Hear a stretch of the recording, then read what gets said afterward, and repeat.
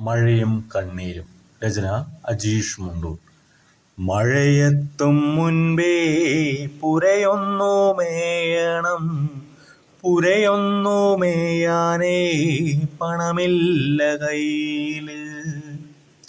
അടുപ്പ് പുകഞ്ഞ് ദിവസങ്ങളായി, മക്കൾ വിശന്നു കരഞ്ഞു തളർന്നേ.